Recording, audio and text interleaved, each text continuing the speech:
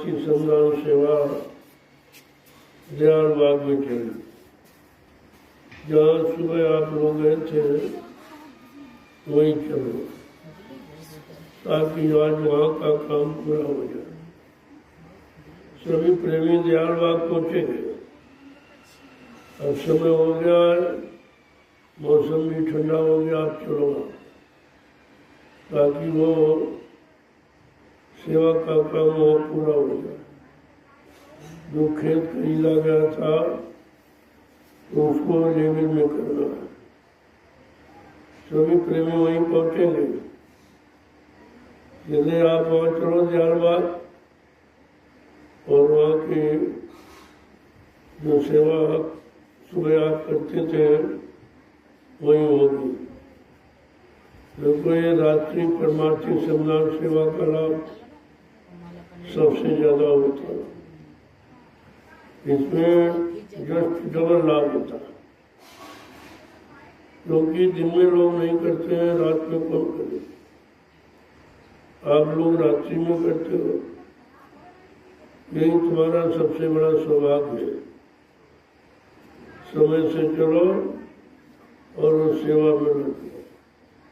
यहाँ कोई भी टेंट ऑफ ड्यूटी में नहीं रुकेगा। सीधे आप दयाल बाग पहुंचिए, मैं भी वहीं पर पहुंचूंगा, देखूंगा कौन प्रेमी कैसी सेवा करता है। चलो चलो जल्दी चलो, देर मत करो, समय हो गया है, क्योंकि 9 बजे बंद हो जाता है। तो 2-2.5-3 घंटे तो आपको करना है। लक्ष्य कर लो ताकि सेवा का लाभ मिल जाए। और वहाँ चलकर देखो किस तरह की सेवा आपको करनी है। जगह जगह इधर गड्ढे नहीं करना है।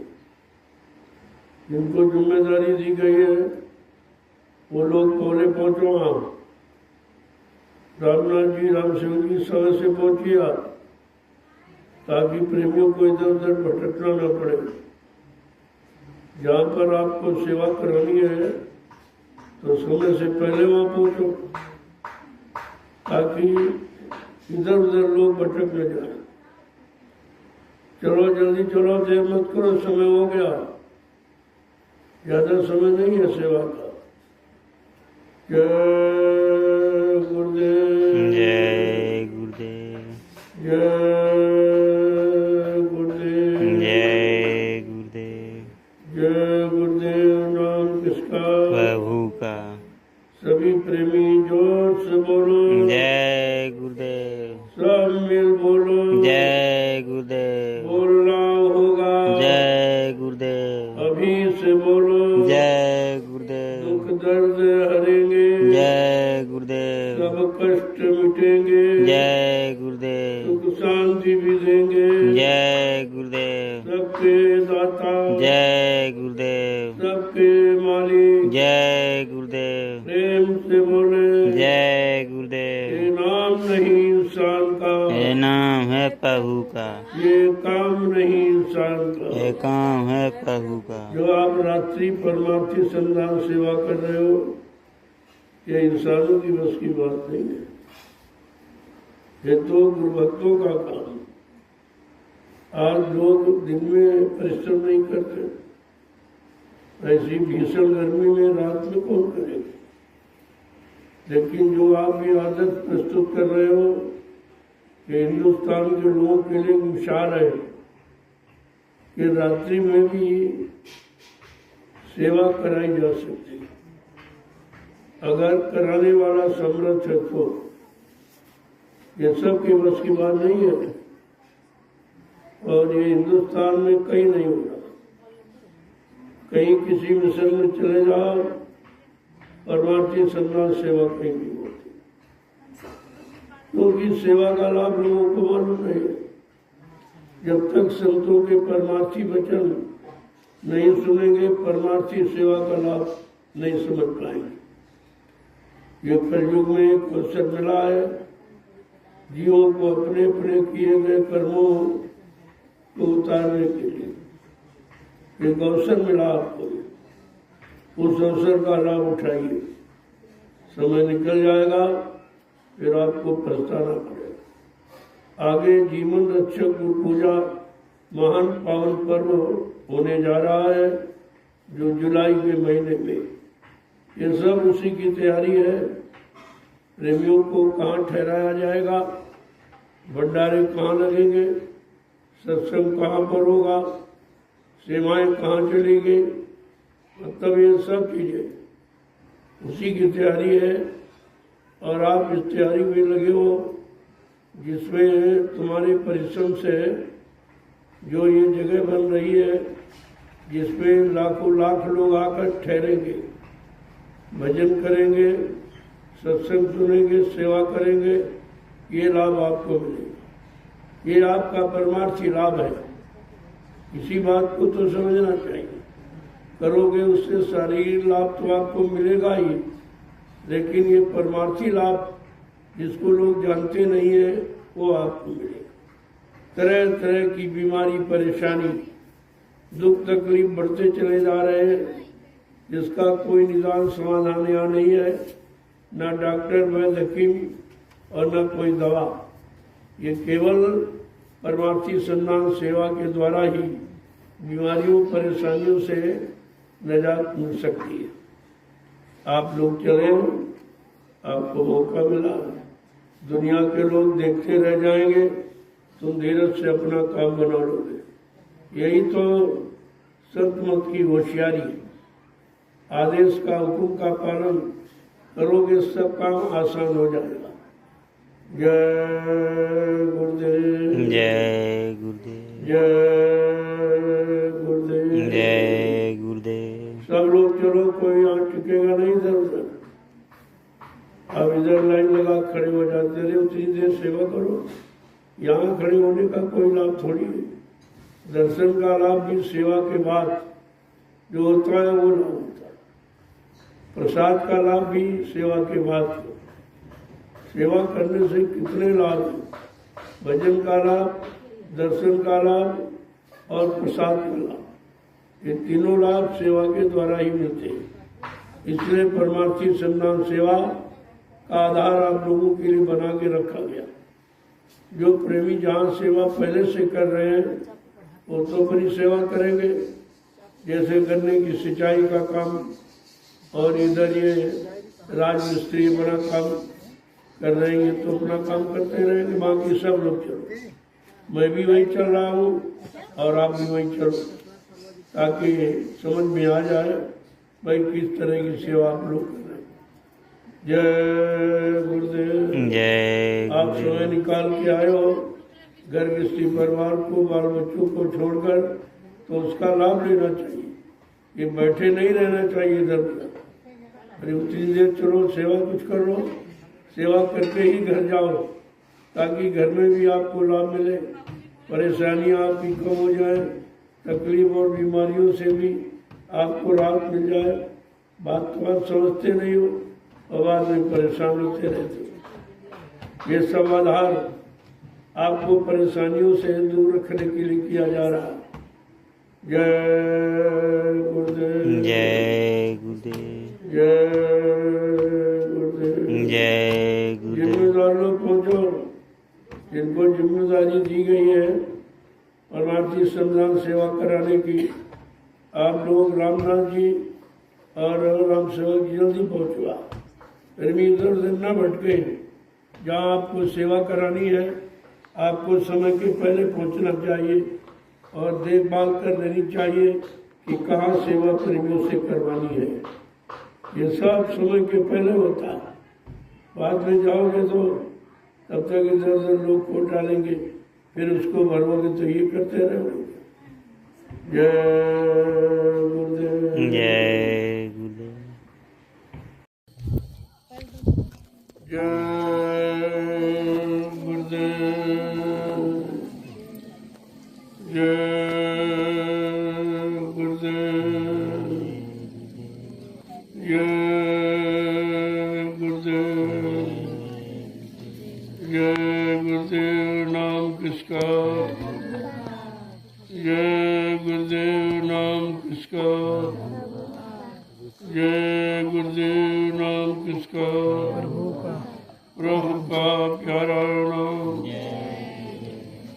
सभी सत्संगी प्रेमी ध्यान से सुने।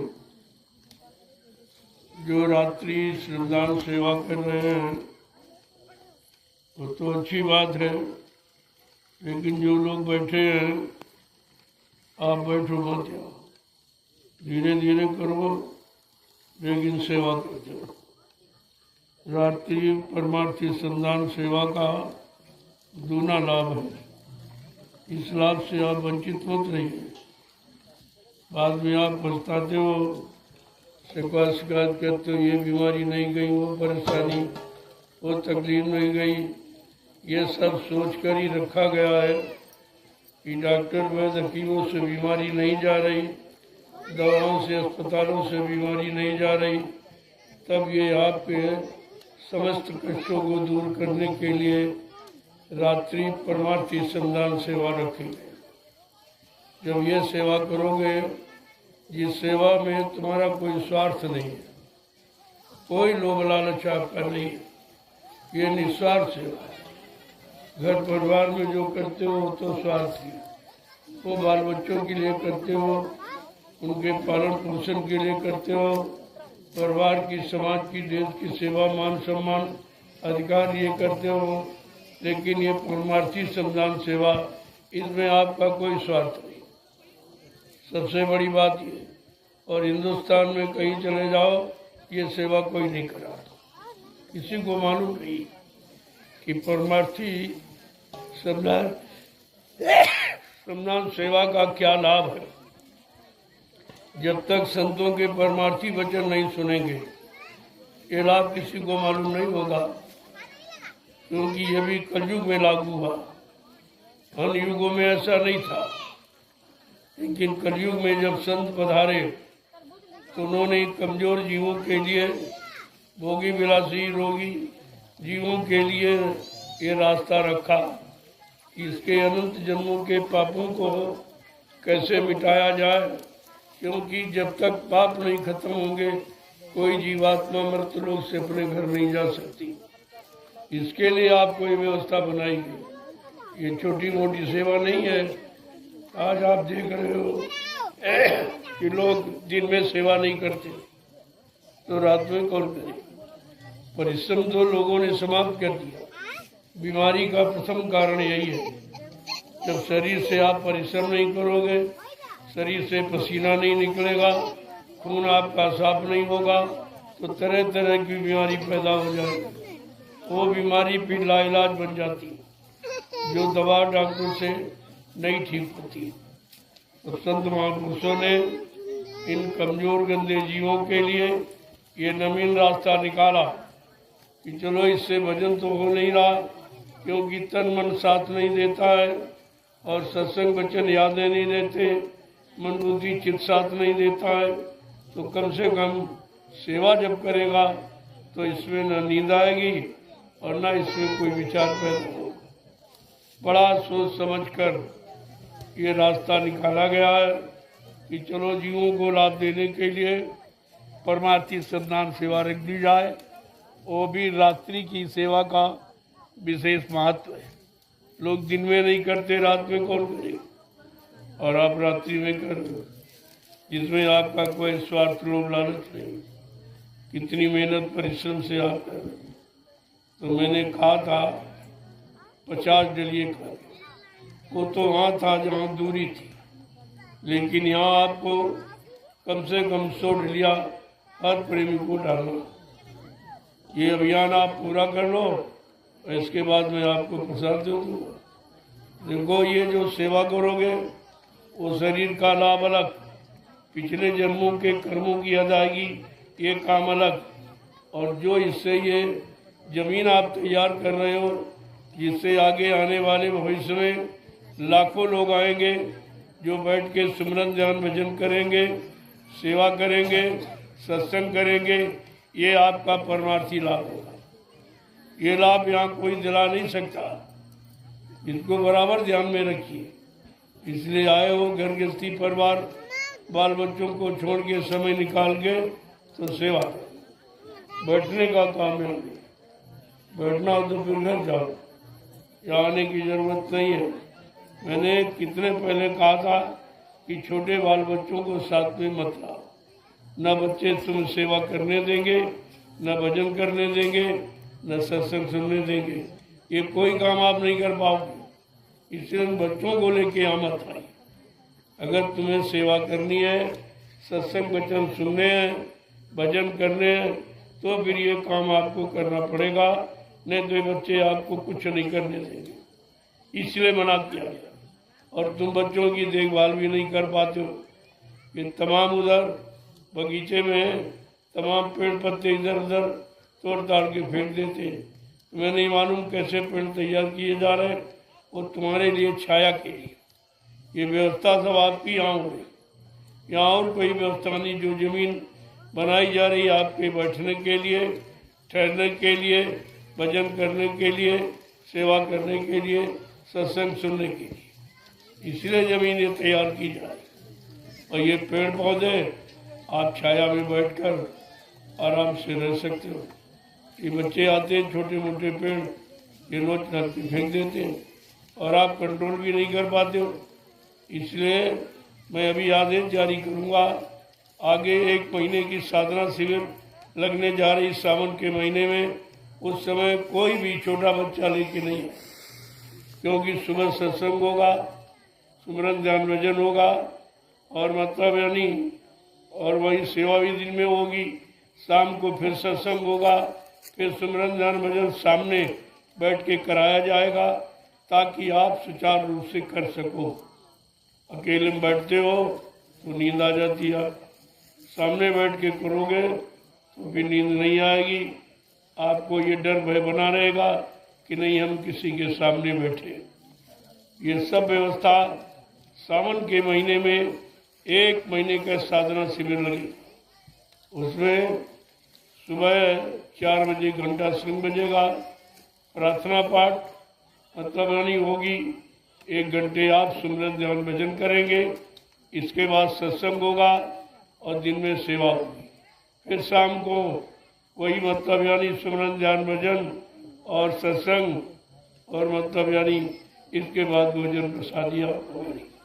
इस तरह का टाइम टेबल बना के रखा जाएगा। बड़े विधि विधान से साधना शिविर का इस भूमि पर पहला कार्यक्रम होने जा रहा है। इसमें आप ध्यान रखिए, कोई छोटे बच्चों को साथ में लेके नहीं आए।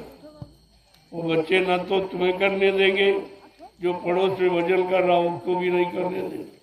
इतना मैं पहले ही बता देता हूँ, इनको आप लेके नहीं आओगे। गेट पर एंट्री होगी। अगर छोटा बच्चा कोई लेके आ रहा उसको वापस कर दिया जाएगा कि तुम और किसी कार्यक्रम में आना, लेकिन साधना शिविर में नहीं। ये साधना का समय है, ये पहली बार रखा जा रहा। कि मैं देखता हूँ ना तो तुम साधना करते हो, ना कोई भजन करता ही नहीं है। कहते भजन होता नहीं है। अरे जब करोगे तभी तो होगा, बिना किए थोड़ी हो जाएगा। इसलिए वो सब सामने करवाया जाएगा। भजन भी सामने बैठा के कराया जाएगा, सत्संग भी सामने आपको सुनाया जाएगा, सेवा भी सामने आपसे कराई जाएगी। ये सब काम सामने होगा, ताकि आप नियम से इस कार्यक्रम को करके अपना लाभ उठा सको। आते हो यहाँ लाभ के लिए, समय तुम्हारा सोने में निकल जाता है। इधर उधर का चिंतन, इधर उधर की बातें, इसकी निंदा, इसकी बुराई, ये बैठकर तुम यही करते रहते। अरे यही करना तो घर में रहो। आश्रम में आए हो तो आश्रम की कोई मर्यादा है। आश्रम में सेवाएं रखी गई ताकि आप इधर उधर की बातें न कर सकें। आश्रम में सुमरन ध्यान भजन कराया जाता, तुम्हारा मन इधर उधर की बातों में चिंतन न करे और सुमरन ध्यान भजन करे।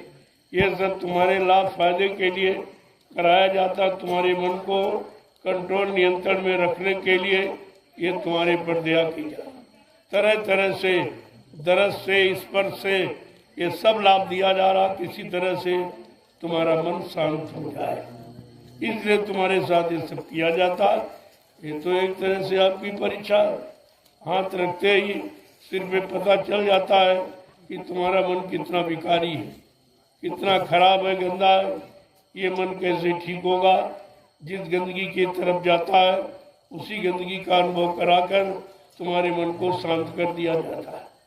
यहाँ केवल तुम्हारे मन को शांत करके भजन कराने का ही अभियान, दूसरा यहाँ कोई काम नहीं है। इस बात को हमेशा ध्यान में रखिए। ये शारीरिक श्रम आपसे क्यों कराया जाता कि अक्सर शरीर से सभी लोग बीमार हो, ऐसे तन से बीमार हो, मन से बीमार हो, इंद्रियों से बीमार हो, चित्त से बीमारी तो सबसे बड़ी ये है, अगर मन ठीक हो जाए तो सब ठीक हो जाएगा। सारी बीमारी इसी के द्वारा। मन की कोई दवा बनी नहीं है, मन का कोई यहाँ डॉक्टर वैद्य नहीं। वो तो संत महापुरुषों के सिवा तुम्हारे मन को कोई ठीक नहीं कर सकता। अब कैसे ठीक होगा? जहाँ जहाँ मन तुम्हारा भाग रहा है उस मन को रोकने के लिए वही व्यवस्था आपकी कर दी जाती है कि चलो भागता तो यहाँ भागे, यहाँ भागेगा तो क्या नुकसान नहीं होगा, दूसरी जगह भगाओगे तो नुकसान हो जाएगा। क्योंकि सब तो इस तरह से बर्दाश्त कर सकते नहीं, सबके अंदर इतनी क्षमता नहीं है कि आपको रोक सके, तुम्हारे मन को ठीक कर सके, कंट्रोल नियंत्रण में रख सके। यहाँ आए हो तो आप सेवा करो। 100 डलिया आपको अभी डाल दी, जल्दी से डाल दीजिए और आ जाइए। मतलब यानी आप महाप्रसाद ले लो, क्योंकि आप जो मेहनत कर रहे हो उसके बाद प्रसाद मिलना चाहिए। मेहनत करके, परिश्रम करके, आदेश पालन करके जब प्रसाद लोगे वो दवा का काम करेगा। ऐसे खाते रहोगे उसका कोई लाभ नहीं, तभी आप परेशान रहते हो। आपकी परेशानी जाती नहीं है क्योंकि सेवा आप करते नहीं हो। भंडारे का भोजन इस तरह खाते रहते हो और लाद लोगे आप। इसलिए बच्चों पर ये कर्जा क्यों लाद रहे हो? क्यों इनको ले आते हो? कोई सेवा नहीं करते। ये लाखों लोगों का अनाज यहाँ आता है, उसकी रोटी बनती है। ये कितना बड़ा बोझा है। इस बोझा को उतारने के लिए ही मैंने ये सेवा रखी है कि आप पर किसी का कर्जा न चढ़े। बात आप तो समझते नहीं हो। तुम सोचते बच्चों को रोका जा रहा, जब तुम कंट्रोल नियंत्रण में नहीं रख पा रहे हो तो इनको क्यों ले आते हो? तुमको भी भजन नहीं करने देते, पड़ोसी को भी नहीं करने देते। अभी तो सत्संग होता नहीं है, इसीलिए मैं जानता हूँ तो इतने बच्चों को लेके आए हो सत्संग सुनने नहीं दे। मैं अपना समय खराब नहीं करूँगा, लेकिन साधना शिविर में ये सब व्यवस्थित व्यवस्था होगी। सुबह 4 बजे से सुमरन ध्यान भजन, इसके बाद सत्संग, इसके बाद सेवा। मतलब यानी फिर दोपहरी में आपको आराम करो और उधर 5 बजे से फिर ये टाइम टेबल बना के रखा जाएगा ताकि आपको यहाँ आने का लाभ मिले। अब वही जैसा परिवार समाजों में रहते हो वैसे यहाँ रहते हो, तो आश्रम का मतलब क्या हुआ? अरे कुछ तो तुम्हारे में तब्दीली, बदलाव होना चाहिए। जब कुछ बदलाव नहीं होगा तो तुम दुनिया का बदलाव कैसे देख सकोगे? दुनिया का परिवर्तन कैसे देख सकोगे जब तुम्हारे विचारों में, मन बुद्धि चित्त में कोई परिवर्तन नहीं हो?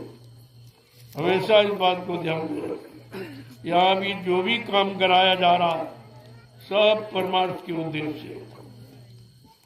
तुम्हारा मन खराब है इसलिए उसको इधर लगा दिया जाता है कि जहाँ खराब हो रहा देख लो, यहीं से ठीक हो जाओगे। खराब तो जहाँ से होते हो वहीं आपको लगाया जाता, सब देख करके समझ करके से नहीं। जय गुरुदेव, जय गुरुदेव। जल्दी से सब लोग अपना अभियान करो। जब सब डलिया पूरी हो जाए तो आप आ जाओ, महाप्रसाद ले लो। जय गुरुदेव।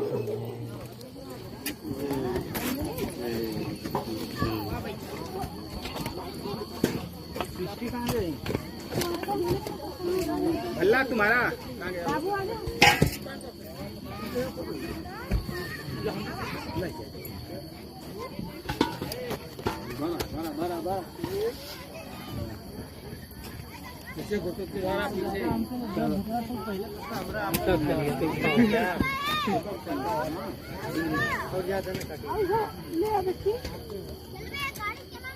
बच्ची